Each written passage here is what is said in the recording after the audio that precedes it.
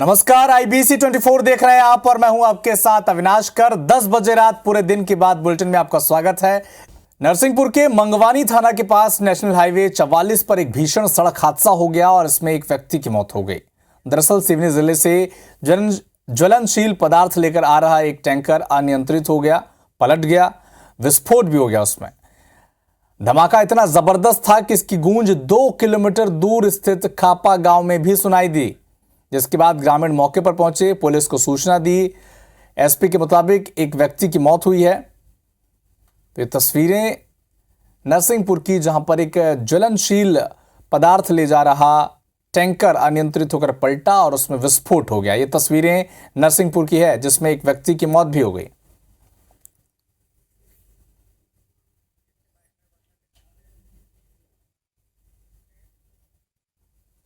काफ़ी स्पीड में टैंकर जा रहा था, गैस का टैंकर था, तो ये पलट गया था, इसमें आग लग गई थी। शायद एक व्यक्ति की मृत्यु हो गई है। जबलपुर से हमने जो सपोर्ट जो भी सिस्टम है उसको रिक्वेस्ट किया है। साथ ही साथ जो गैस की सेफ्टी के मेजर्स है वो भी लिए जा रहे हैं। ट्रैफिक डाइवर्ट किया गया है, पुलिस मौके पर है, सारी कार्रवाई की जा रही है।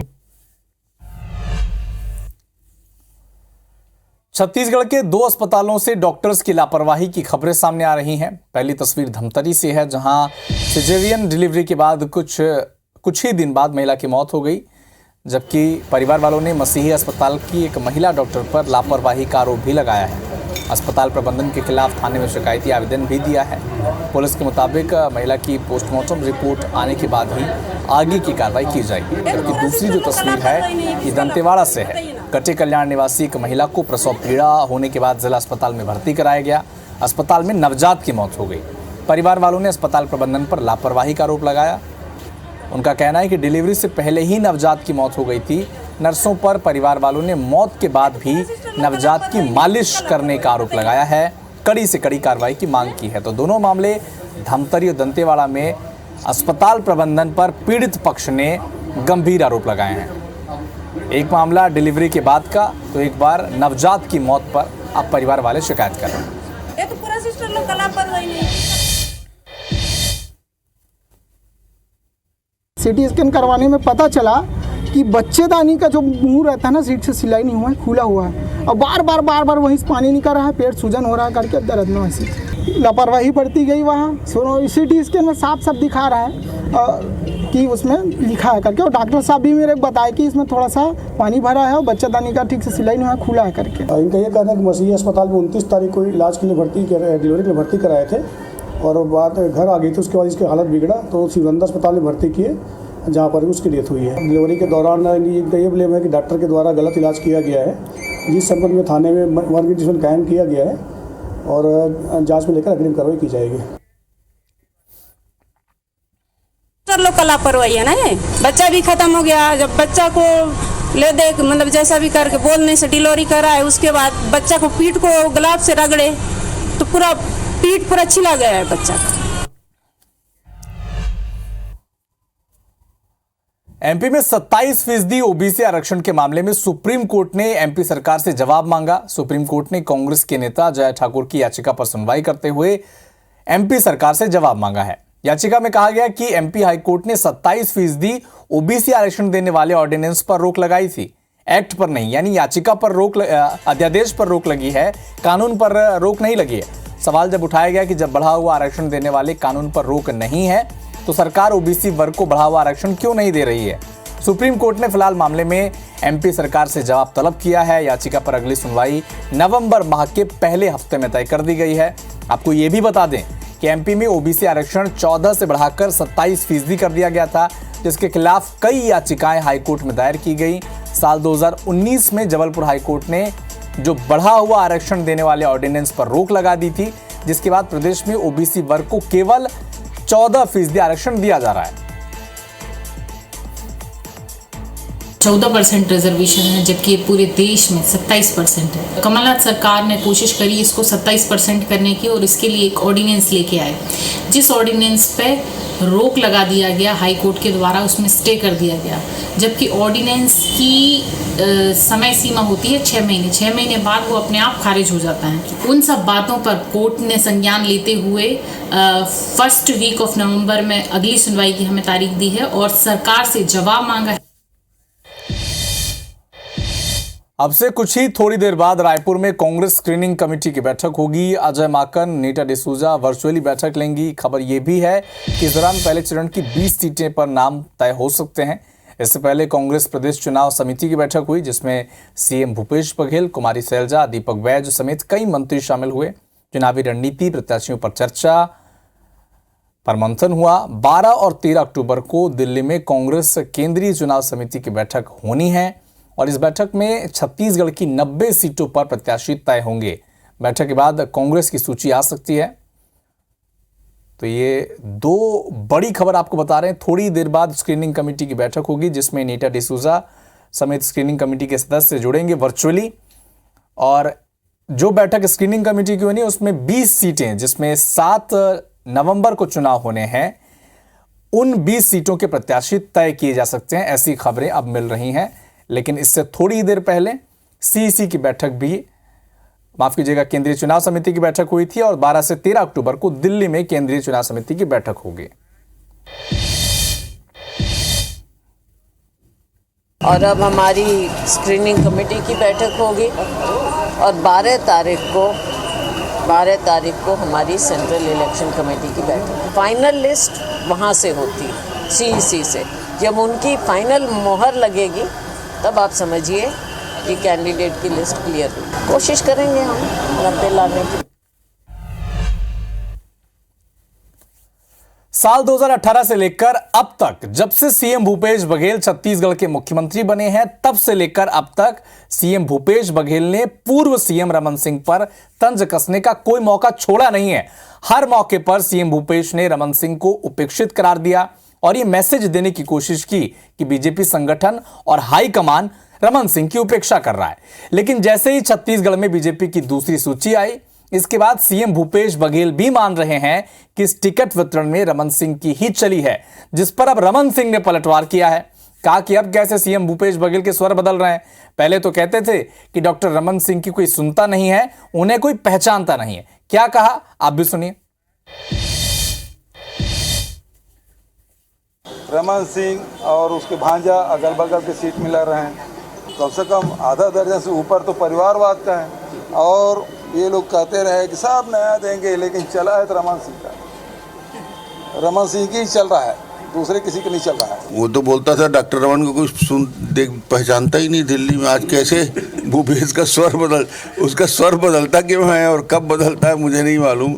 सवाल मेरा नहीं है, केंद्रीय चुनाव समिति निर्णय करती है।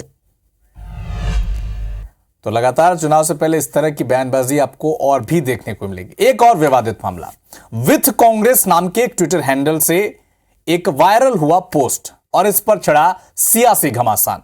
पहले सीएम शिवराज सिंह चौहान के बेटे कार्तिकेय सिंह चौहान ने इसी फोटो को रीट्वीट किया और कांग्रेस को घेरा। कहा कि समझ में नहीं आ रहा, कांग्रेस पर दया करूं या गुस्सा करूं।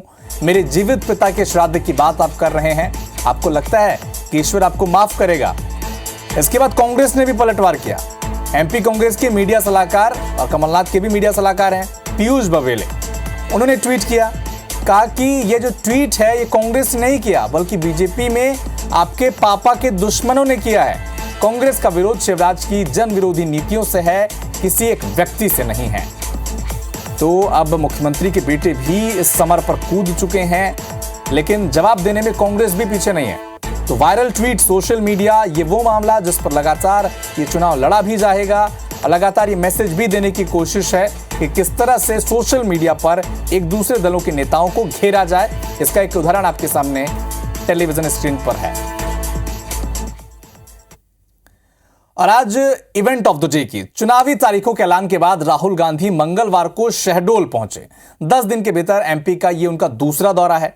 शहडोल में राहुल गांधी ने आदिवासी वोटर्स को साधने का दांव चल दिया। कहा कि पीएम मोदी के आदिवासियों को वनवासी कहने पर जमकर घेरा। यह पूरा मामला क्या है और क्या क्या राहुल गांधी ने कहा, इस रिपोर्ट के जरिए आपको समझाते हैं। चुनावी बिगुल बजते ही एमपी में एक बार फिर से आदिवासी और वनवासी पर सियासी रार शुरू हो गई है।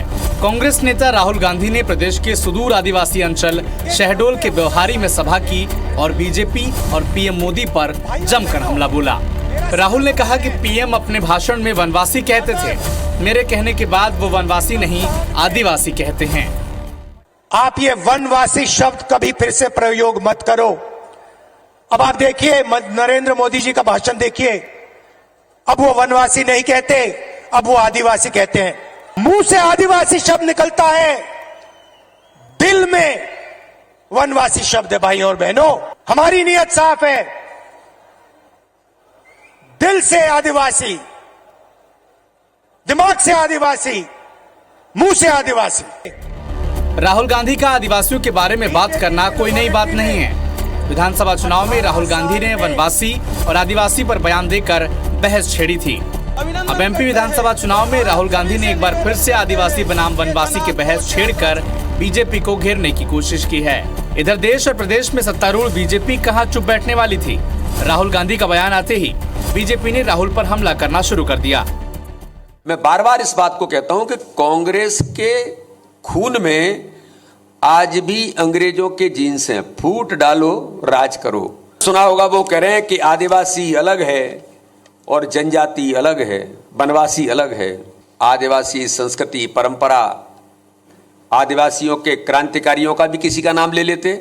आदिवासी, वनवासी और जनजाति शब्द पर वो ज्ञान देने आए कि आदिवासी, वनवासी और जनजाति शब्दों में विभेद करके मध्य प्रदेश की धरती पर रहने वाले भाइयों और बहनों को गुमराह करने का काम राहुल जी कर रहे हैं। 2018 के विधानसभा चुनाव में आदिवासी क्षेत्रों की अधिकतर सीटें कांग्रेस ने जीत ली थी और राहुल गांधी ने आदिवासियों और वनवासी वाला मुद्दा छेड़कर बड़ा सियासी दांव चल दिया है। अब देखना होगा कि ये दांव नतीजों पर कितना असर डालेगा। विवेक कुमार पटैया, IBC 24, भोपाल।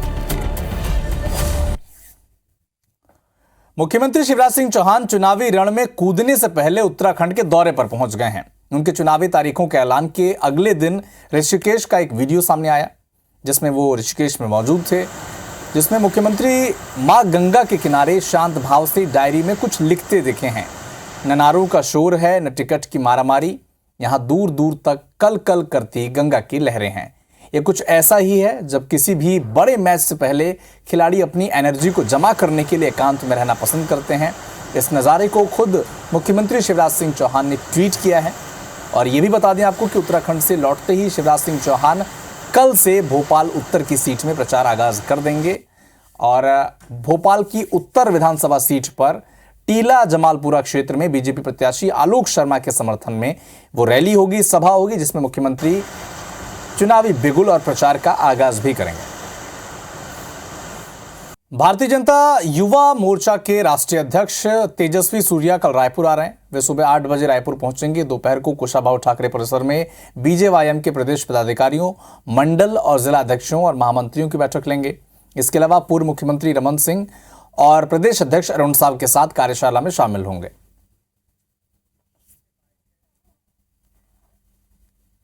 अध्यक्ष जी तेजस्वी सूर्या जी का आगमन हो रहा है। युवा मोर्चा का एक प्रदेश स्तरीय कार्यशाला है, जिसमें मंडल अध्यक्ष, मंडल महामंत्री, जिला अध्यक्ष, जिला महामंत्री और प्रदेश के समस्त पदाधिकारी रहेंगे।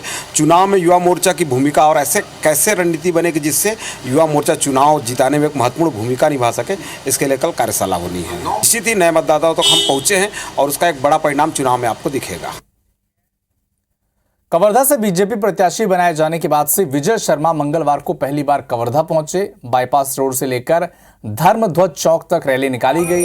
इस दौरान विजय शर्मा ने मंत्री मोहम्मद अकबर पर जमकर निशाना साधा। कहा पिछले 5 साल से बाहरी लोग आकर बस रहे हैं। कहा कि उत्तर प्रदेश की तर्ज पर छत्तीसगढ़ में भी बुलडोजर की सरकार बनाएंगे। उनसे खास बातचीत की हमारे संवाददाता ने। छत्तीसगढ़ में चुनाव की तारीखों के ऐलान के बाद कवर्धा विधानसभा की भाजपा ने भी अपना प्रत्याशी का घोषणा कर दिया है। इस वक्त मैं मौजूद हूं भाजपा कार्यालय कवर्धा में, जहां पर मेरे साथ मौजूद है भाजपा प्रदेश मंत्री विजय शर्मा, जो कि कवर्धा विधानसभा के प्रत्याशी भी हैं। क्या कुछ प्राथमिकताएं रहेंगी और 60,000 को किस तरीके से आप बांटेंगे? 60,000 जो वोट मिला था उस समय जिससे जीते थे मोहम्मद अकबर, वो तो झूठ के पुलिंदे के आधार पर चुनाव किया था कांग्रेस ने, इसलिए कवर्धा की जनता ने जो त्रासदी झेली है विगत 5 वर्षों में, भय का माहौल रहा है। लेकिन अकबर जी कहते हैं कि नाम बताओ, पता बताओ, हम कार्रवाई करेंगे। एक एक को निकाला जाएगा। क्या यूपी के तर्ज पर यहाँ भी ऐसा ही कुछ होने वाला है यदि भाजपा सत्ता में आती है? संदेह होने वाला है।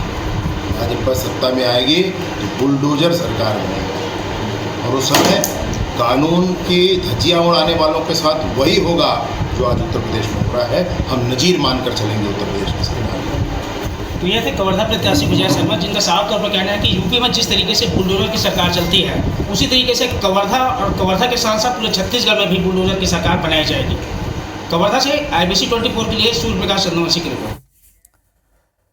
छत्तीसगढ़ में बीजेपी की दूसरी सूची जारी होने के बाद बीजेपी ने घोषणा पत्र की तैयारी भी शुरू कर दी है। घोषणा पत्र समिति के संयोजक और सांसद विजय बघेल ने बताया कि हमारे घोषणा पत्र में सिर्फ सच्चाई होगी और धरातल से जुड़ा घोषणा पत्र होगा। यह भी बताया कि सभी विधानसभा से सुझाव पेटियों के मांगने का सिलसिला जो है वो शुरू हो गया है। जल्दी हो जाएगा, समय रहते होगा और 3-4 स्टेप में हमारी बैठक हो चुकी है। जो हमने सुझाव पेटी भेजे थे वो भी हम वापस मंगाना शुरू कर दिए। प्रमुख मुद्दा हमारा किसान का है, छत्तीसगढ़ में महिलाओं का मुद्दा है। राजधानी रायपुर में आचार संहिता लागू होने के बाद प्रशासनिक और निगम अमला राजनीतिक बैनर और पोस्टर हटाने में जुटा हुआ है। शहर के चौक चौराहों से साइन बोर्ड पर लगी तस्वीरें भी ढकी जा रही है। निगम अमला शहर की दीवारों पर बनी राजनीतिक वॉल पेंटिंग पर पुताई कर रहा है। बैनर पोस्टर हटाने का जायजा लिया हमारे संवाददाता तहसीन जैदी ने।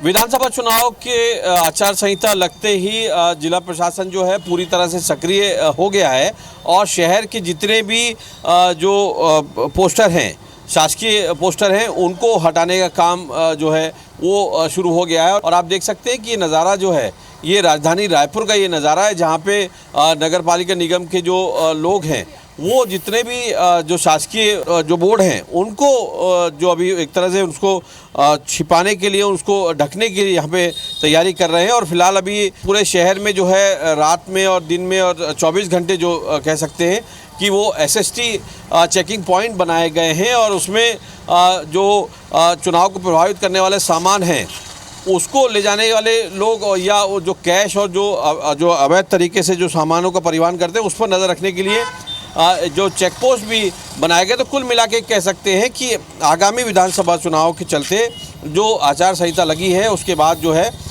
जो जिला प्रशासन है वो पूरी तरह से सक्रिय नज़र आ रहा है। कैमरामैन अभिषेक गर्ग के साथ तहसीन जैदी, IBC 24 रायपुर। छत्तीसगढ़ की एक और हाई प्रोफाइल सीट कोटा विधानसभा। इस बार बीजेपी ने वहां पर अनोखा प्रयोग किया है। बीजेपी ने करीब 400 किलोमीटर दूर जशपुर के राजघराने से प्रबल प्रताप सिंह जुदेव को प्रत्याशी कोटा से बना दिया है, जिससे अब कांग्रेस बीजेपी को घेरने का मौका मिल गया। कांग्रेस को जिला कांग्रेस अध्यक्ष का कहना है कि दोनों जिलों में बीजेपी को कोई प्रत्याशी नहीं मिला या स्थानीय नेताओं पर विश्वास नहीं है, इसीलिए बाहर से प्रत्याशी चुना गया है। कोई बाहर नहीं जाएंगे। भारतीय जनता पार्टी के सभी कार्यकर्ता एकजुट होकर हम जिताएंगे भारतीय जनता पार्टी को, और संगठन ने जो जिसको टिकट दिया है उसके लिए काम करेंगे। कोई बात नहीं है, कोई नाराज नहीं है। कोई चुनौती नहीं। भारतीय जनता पार्टी को, जैसे मैं पहले कहा था कि उनको क्षेत्र में खोजे नेता नहीं मिल रहे हैं, कार्यकर्ता नहीं मिल रहे हैं, इसीलिए जशपुर से ला के प्रबल प्रताप जुदेव को कोटा की जनता के साथ जो भारतीय जनता पार्टी ने उनके कार्यकर्ताओं के साथ एक मानसिक रूप से अत्याचार किया है। और जब निर्णय आ गया, पार्टी ने प्रबल प्रताप सिंह जुदेव जी को टिकट दिया है, तो हम सभी भारतीय जनता पार्टी के कार्यकर्ता मिलकर के और कोटा का इतिहास बदलने का प्रयास करें। चुनाव की तारीखों के ऐलान के साथ ही कांग्रेस बीजेपी में जुबानी हमले तेज हो गए हैं। मुरैना में सबलगढ़ विधायक बैजनाथ कुशवाहा ने जौरा विधायक सूबेदार सिंह पर पहाड़गढ़ इलाके के वन विभाग की जमीन पर अवैध कब्जा करने और भूमि को समतल कर उस पर खेती करने का आरोप लगाया। साथ ही कहा कि सरकारी अधिकारी और कर्मचारी कब्जे हटाने के लिए नहीं जा रहे, वे सिर्फ कांग्रेस के लोगों को परेशान कर रहे हैं। वहीं आरोप पर पलटवार बीजेपी ने किया। बीजेपी का एक भी नेता जिले भर में किसी भी सरकारी जमीन पर कब्जा कर फसल उगाने का काम नहीं कर रहे हैं, ये बीजेपी का दावा है।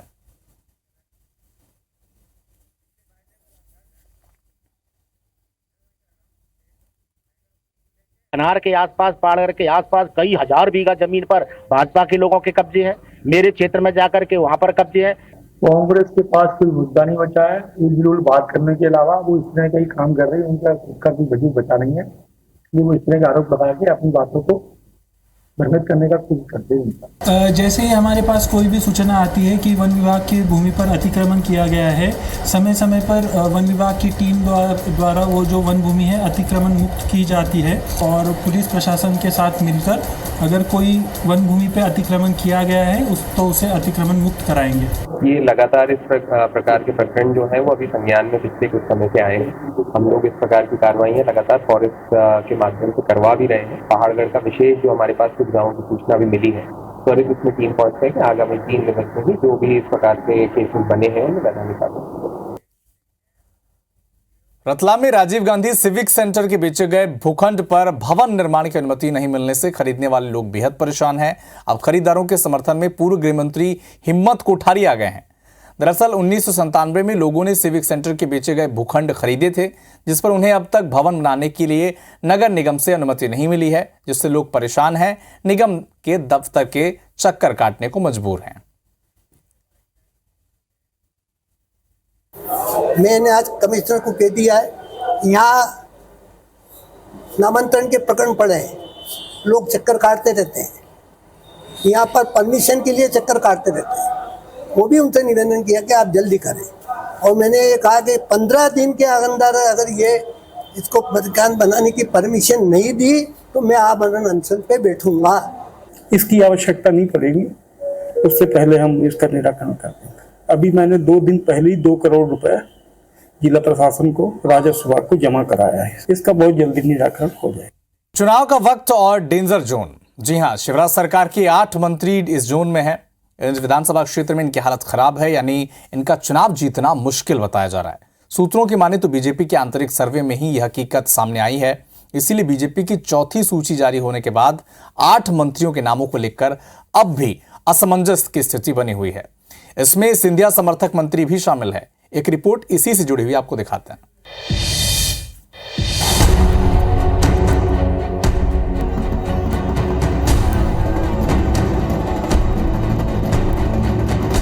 मध्य प्रदेश बीजेपी की चौथी सूची जारी हो चुकी है, जिसमें सीएम शिवराज सिंह चौहान और 24 मंत्रियों समेत 57। चौथी सूची के साथ अब तक भारतीय जनता पार्टी 136 सीटों पर नाम घोषित कर चुकी है। 3 का टिकट काटा गया है। इस तरह पार्टी ने अब तक अपने कब्जे वाली 60 सीटों पर टिकटों की घोषणा कर दी है, जबकि 67 विधायक कसौटी पर हैं। सूत्रों के मुताबिक इनमें 8 मंत्रियों की टिकट खतरे में नजर आ रहे हैं, जिनमें महेंद्र सिंह सिसोदिया, गौरी शंकर बिसेन, सुरेश धाकड़, ओपीएस भदौरिया, उषा ठाकुर, राम खिलावन पटेल, इंदर सिंह परमार और ब्रिजेंद्र सिंह यादव के नाम शामिल हैं।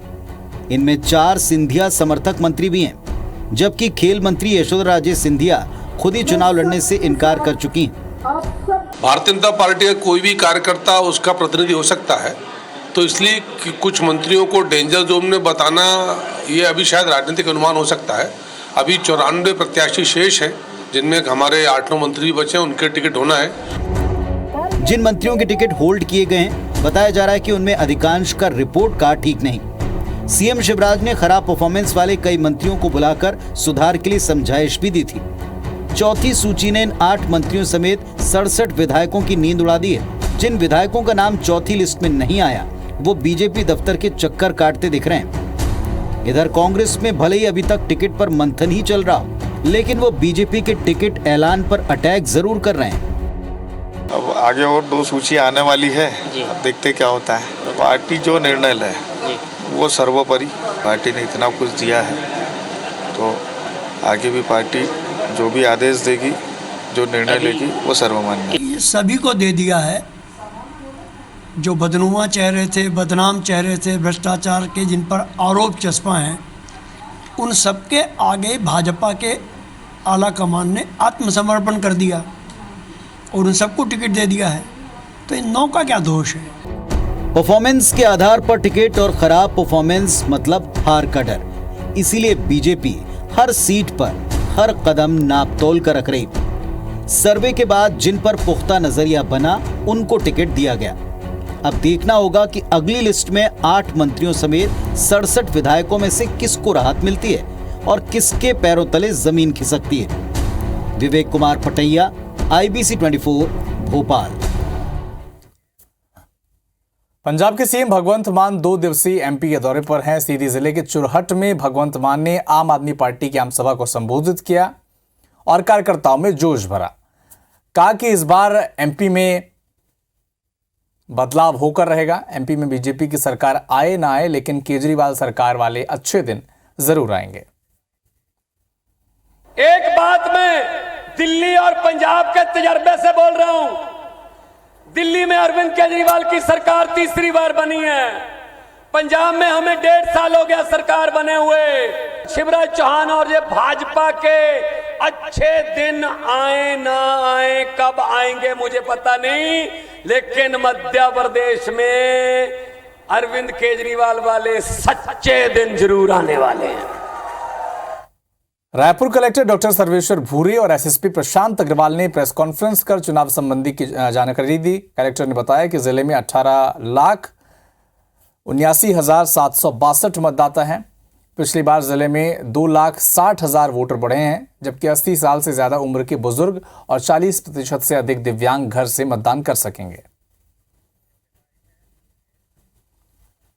7 विधानसभा हमारे जिले में पूर्ण रूप से है और बलौदाबाजार विधानसभा के 110 मतदान केंद्र हमारे जिले में हैं। हमारे पास 18,79,000 मतदाता है। जितने मतदान केंद्र होंगे उससे 50% मतदान केंद्र CCTV सर्वेलेंस में होंगे। इस बार संगवारी मतदान केंद्र, जो मतदान केंद्र जिसमें पूर्ण रूप से महिला मतदान दल होंगे, महिला पुलिस होंगी, ऐसे 72 मतदान केंद्र होंगे।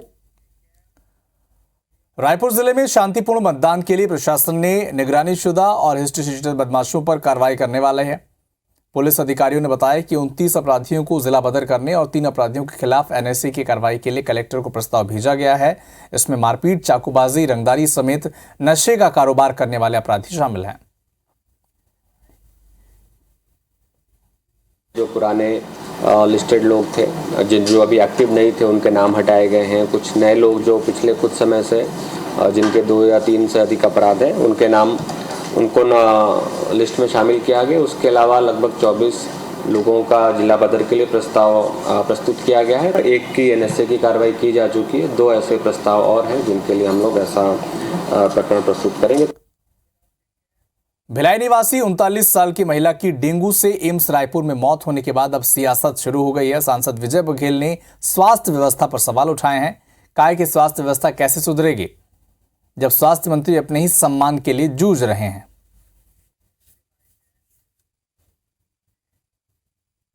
सरकार पुष्टि करेगी क्यों?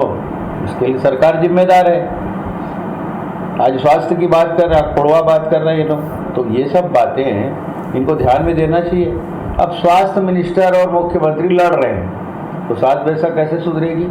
कि आज डेंगू में ये लोग कंट्रोल नहीं कर पा रहे, लगातार बीमारी बढ़ रही है। केशकाल से एक बड़ी खबर आपको बता दें। कई घंटों बाद केशकाल घाटी में जो लगा जाम था वो खुल गया है। शाम 6 बजे डिवाइडर से टकराकर एक ट्रक अनियंत्रित हो गई थी। पुलिस ने दुर्घटनाग्रस्त ट्रक को हटा दिया है। वन वे कर यातायात बहाल करने में पुलिस जुटी हुई है। यात्री बस, कार समेत सैकड़ों मालवाहक गाड़ियां फंसी थी, लेकिन 6 घंटे की जाम के बाद ये जाम अब खुल चुका है। एक बड़ा अपडेट आपको केशकाल से बता दें। एक अनियंत्रित होकर ट्रक डिवाइडर से टकरा गई थी, जिसके बाद से स्थिति जाम लग गया था, लेकिन अब 6 घंटे बाद एक अपडेट मिल रही है कि जाम खुल चुका है। प्रकाश हमारे सहयोगी इस वक्त हमारे साथ जुड़ चुके हैं। प्रकाश, जाम खुल गया है? नहीं, आपको बताना चाहूंगा कि हर एक दिन जाम की स्थिति निर्मित होती है। आजकल जो जाम की स्थिति रहती है सबसे ज्यादा ओवरटेक करने का। आज जो जाम लगी हुई देर शाम 6:30 बजे से कि जो जगदलपुर से रायपुर की ओर जो गिट्टी भर के जा रही थी, 8वें नंबर जैसे मोड़ पर पहुंचती थी कि डिवाइडर पर जा टकराई। डिवाइडर में टकराने के कारण देखते ही देखते वाहनों की लंबी कतार हो गई और लगभग 10:30 बजे तक वाहनों की पूरे शहर तक जाम की स्थिति बनी हुई। और अभी भी किसी तरह से जो डिवाइडर से टकराई थी उस गाड़ी को तो किसी तरह से हटा दिया गया, लेकिन वाहनों की लंबी कतार लगी हुई है, जिसको पुलिस वन वे करके यातायात बहाल करने में जुटी है। क्योंकि सबसे ज्यादा रात्रि में वाहन, यात्री बस हो या छोटी गाड़ियां, ओवरटेक करते हैं, इसके कारण जाम की स्थिति निर्मित होती है। और अभी भी किसी तरह पुलिस वन वे करके निकालने का प्रयास करिए और धीरे धीरे जाम खुलने की स्थिति बनी हुई है। प्रकाश, आप नजर बना कर रखें इस खबर पर, आपसे अपडेट लगातार हम लेते रहेंगे। शुक्रिया तमाम जानकारी के लिए।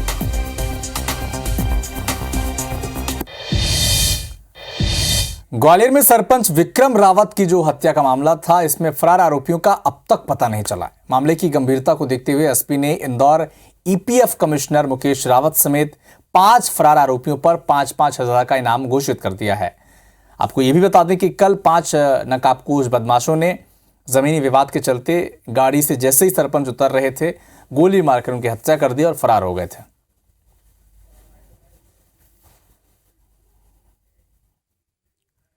अभी भी वर्तमान में पुलिस बल वहाँ पे मौजूद है और वहाँ अभी गांव में शांति है। और इस घटना को गंभीरता से लेते हुए पुलिस के द्वारा कुछ आरोपियों की पहचान की गई और इन लोगों को, आरोपियों को पकड़ने के लिए पुलिस पार्टियां रवाना हुई है जगह जगह पे। उम्मीद करेंगे कि जल्दी आरोपियों को पकड़ा जाएंगे। जबलपुर के बेलखाड़ू पुलिस चौकी के अंतर्गत रामबाग में 2 अज्ञात नकाबपोश युवकों ने एक महिला पर चाकू से हमला कर दिया। महिला को घायल कर आरोपी मौके से फरार हो गए। वहीं महिला को इलाज के लिए जबलपुर के मेडिकल कॉलेज में भर्ती कराया गया। पुलिस ने महिला की शिकायत पर अज्ञात हमलावरों के खिलाफ केस दर्ज कर तलाश शुरू कर दिया। बड़े रोड जा रही थी, तभी अज्ञात लड़के मिले और उससे नगना जाने का पता पूछे। उसमें बताया नगना इस तरफ है, तो लड़कों ने उससे बोले कि तेज आवाज़ में बात क्यों कर रही है। इसी बात को लेकर उसे चाकू मारे, जिसको दोनों हाथों में चोट आई है। मामले को जांच में लेकर के अज्ञात लोगों को तलाश की जा रही है। भोपाल से एक बड़ी खबर आपको बता दें, डिप्टी कलेक्टर निशा बांगरे को जमानत मिल गई है। 10,000 के मुचलके पर विशेष कार्यपालिक मजिस्ट्रेट से जमानत मिली है। कल निशा बांगरे को पुलिस ने गिरफ्तार किया था। इस्तीफा मंजूरी को लेकर सीएम से मिलने पहुंची थी, पदयात्रा निकाली थी, लेकिन इस दौरान जब झूमा झटकी हुई, इस दौरान उसे गिरफ्तार कर लिया गया था। लेकिन अब 10,000 के मुचलके पर डिप्टी कलेक्टर निशा बांगरे को जमानत मिल गई है।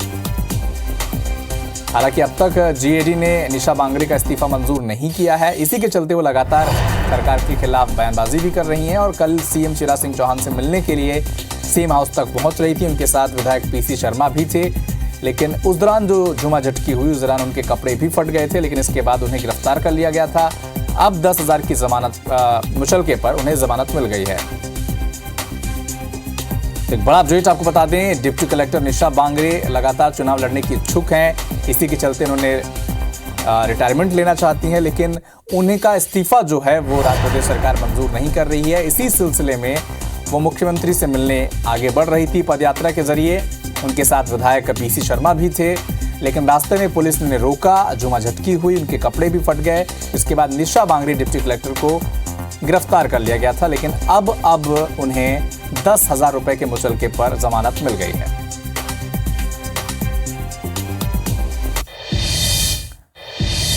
इंदौर में एमबीए स्टूडेंट को बंधक बनाकर बेरहमी से पिटाई का मामला सामने आया है। युवती के साथ तंत्र मंत्र कर युवक ने छेड़छाड़ की थी। तांत्रिक सोनू और मां के खिलाफ केस दर्ज कर लिया गया है। बाणगंगा थाना पुलिस आरोपी की तलाश में जुटी हुई है।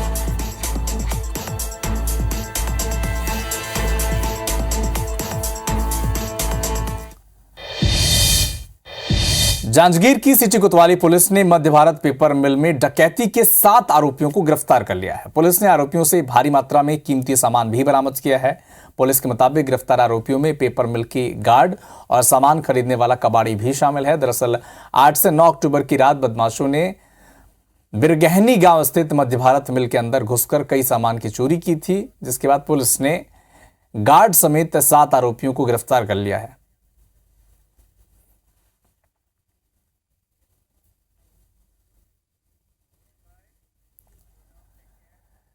इंदौर में 600 स्मार्ट सिटी बस स्टॉप बनेंगे। हर स्टॉप से मेट्रो ट्रेन के रूट की कनेक्टिविटी रहेगी। बस में नियमित सफर करने वालों को स्टॉप पर फ्री वाईफाई सुविधा मिलेगी। पीपीपी मॉडल पर 30 करोड़ में इन्हें बनाया जाएगा। एक स्टॉप बनाने पर 5 लाख का खर्च अनुमानित है। 12 से 15 साल तक कंपनी इसका मेंटेनेंस भी करेगी। चुनाव के बाद इनकी टेंडर प्रक्रिया शुरू होगी। जिस कंपनी को कॉन्ट्रैक्ट मिलेगा, हर माह विज्ञापन से होने वाली कमाई से निगम को हिस्सा भी देगी। नहीं, 150 बने हुए जो कि थोड़े ख़राब हुए हैं और 500 नए बस स्टॉप की बहुत इंदौर की यातायात की दृष्टि से आवश्यकता है। उनको पीपीपी मोड पे बनाने का संकल्प हमने लिया है, जो कि सर्व सुविधा युक्त होंगे ताकि ट्रैफिक की दृष्टि से, पब्लिक ट्रांसपोर्ट की दृष्टि से लोगों को सुविधा हो। मुझे लगता है कि ये इसकी प्लानिंग अभी इलेक्शन के दौरान हो जाएगी और इलेक्शन के बाद इसको शुरू करेंगे। विधानसभा चुनाव का बिगुल बज गया है। आचार संहिता भी लागू हो गई है। इंदौर में प्रशासन की पैनी नजर हर छोटी बड़ी हरकत पर लगी हुई है। जिला प्रशासन ने रात 10 बजे से सुबह 6 बजे तक लाउडस्पीकर के इस्तेमाल पर रोक लगा दी है। डीजे की धुन पर थिरकने वाले युवाओं के अरमान पर पानी फिर गया है। शादियों का मजा भी किरकिरा हो गया है।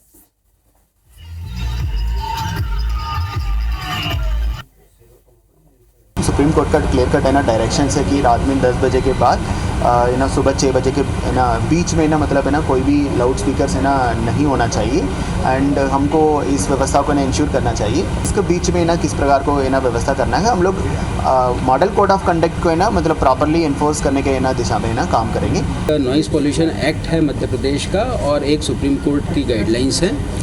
नॉइज़ पॉल्यूशन एक्ट जो मध्य प्रदेश का है उसमें जितने भी परंपरागत त्यौहार रहते हैं जिसमें नवरात्र शामिल है उसमें उसका एग्जम्पशन मिला हुआ है, तो उसके अनुसार वो कार्रवाई की जाएगी।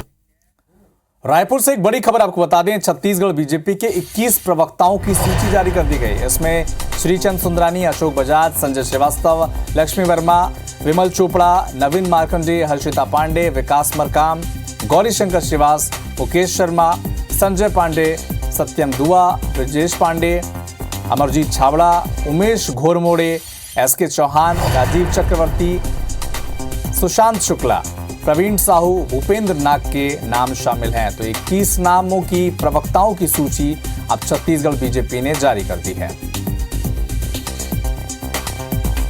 एक बड़ा अपडेट आपको बता दें, चुनाव नजदीक है और लगातार बीजेपी प्रवक्ताओं के जरिए भी माहौल बनाने की कोशिश कर रही है। ये वो लोग होते हैं जो पार्टी का पक्ष रखते हैं हर एक मंच पर, हर एक जगहों पर। और 21 नामों की सूची बीजेपी ने छत्तीसगढ़ में अपने प्रवक्ताओं की जारी कर दी है। हर्षिता पांडे, विकास मरकाम, गौरी शंकर श्रीवास, संजय श्रीवास्तव, श्रीचंद सुंदरानी, तमाम वो नाम जिन्हें आप टेलीविजन स्क्रीन समेत सोशल मीडिया पर देखते होंगे।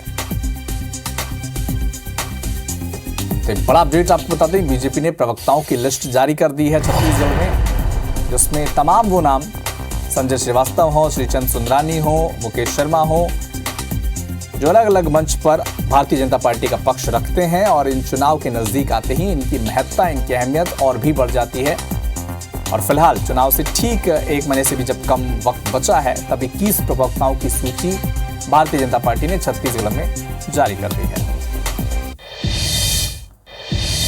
कांग्रेस के फिलिस्तीन के समर्थन के प्रस्ताव पर अब सियासी बयानबाजी जारी है। भोपाल में बीजेपी प्रदेश अध्यक्ष वीडी शर्मा ने तंज कसा, कहा कि इजराइल पर आतंकियों के बर्बर हमले से देश की जनता स्तब्ध है। पीएम मोदी ने हमले पर दुख व्यक्त किया है और इस संकट की घड़ी में इजराइल के साथ एकजुटता दिखाई है। लेकिन ये अफसोस की बात है कि सिर्फ तुष्टीकरण की राजनीति के चलते कांग्रेस इस मामले में देश के अधिकृत पक्ष से अलग जा रही है। आपको यह भी बता दें कि सीडब्ल्यूसी ने जो प्रस्ताव जारी किया था, जिसमें फिलिस्तीन के सुरक्षा और उनकी जमीन की बात की गई थी, और इसी प्रस्ताव पर अब बीजेपी ने कांग्रेस पर तंज कसा है।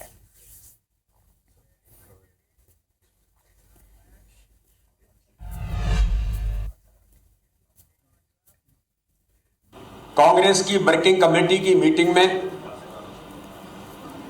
इजराइल पर हुए आतंकी हमले की हमलावरों के समर्थन में कल एक प्रस्ताव पारित करके ये सिद्ध किया है कि कांग्रेस का हाथ जिहादियों के साथ, और मध्य प्रदेश की जनता जनार्दन जरूर इस बात को देकर के उस कांग्रेस के अंग्रेजों के जीन्स को समाप्त करने का काम करेंगे। मणिपुर की चिंता नहीं है, अरुणाचल प्रदेश की चीन की घुसपैठ की चिंता नहीं है, चिंता आ गई है उनको फिलिस्तीन और इजराइल की, और झूठे आरोप लगा रहे हैं। झूठे आरोप लगाएंगे वी डी शर्मा जी को माफी मांगनी चाहिए, नहीं तो संवैधानिक कार्रवाई करेंगे, हम वैधानिक कार्रवाई करेंगे। छत्तीसगढ़ में बीजेपी की दूसरी सूची में बैकुंठपुर विधानसभा से भैयालाल राजवाड़े को टिकट मिला है। भैयालाल राजवाड़े ने चुनाव की रणनीतियों को लेकर IBC 24 के कोरिया संवाददाता सतीश गुप्ता से खास बातचीत की। भैयालाल राजवाड़े चुनावी रण में 5वीं बार उतरने जा रहे हैं। उन्हें भाजपा ने एक बार फिर से भरोसा जताया है और बैकुंठपुर विधानसभा से प्रत्याशी बनाया है। हमारे साथ इस वक्त भैयालाल राजवाड़े हैं, हम उनसे सीधी बात करेंगे। क्या लगता है आपको, टिकट के प्रति कितने आश्वस्त थे आप, जो पार्टी ने आप पर जो जिम्मेदारी आपको फिर से दी है? पार्टी ने जो मुझको जिम्मेदारी दिया है, मेरा पिछला रिकॉर्ड, सर्वे रिपोर्ट जो गया है मेरा, उसी के आधार पर पार्टी ने मुझको टिकट दिया। तमाम दावेदार थे बैकुंठपुर में, कई नाम आ रहे थे, सबको एक साथ साध करके कैसे काम करेंगे चुनाव में ताकि जो है जीत सुनिश्चित हो सके? सबको एक साथ लेके चलेंगे, सबको बैठाएंगे। टिकट मांगने का सबको अधिकार है, पार्टी के एक कार्यकर्ता को टिकट मांगने का अधिकार है। उन लोगों ने मांगा है, उसी की बात है, लेकिन नहीं मिला है आपको, मुझको मिला है, पार्टी ने प्रत्याशी बनाया है, तो हम सबको साथ जोड़ करके एक साथ मिल करके और जीत के लिए रणनीति तैयार करेंगे। क्या माना जाए इस बार, लालो के लाल भैयालाल या कांग्रेस का पलड़ा भारी रहेगा? लालो के लाल भैयालाल रहेगा।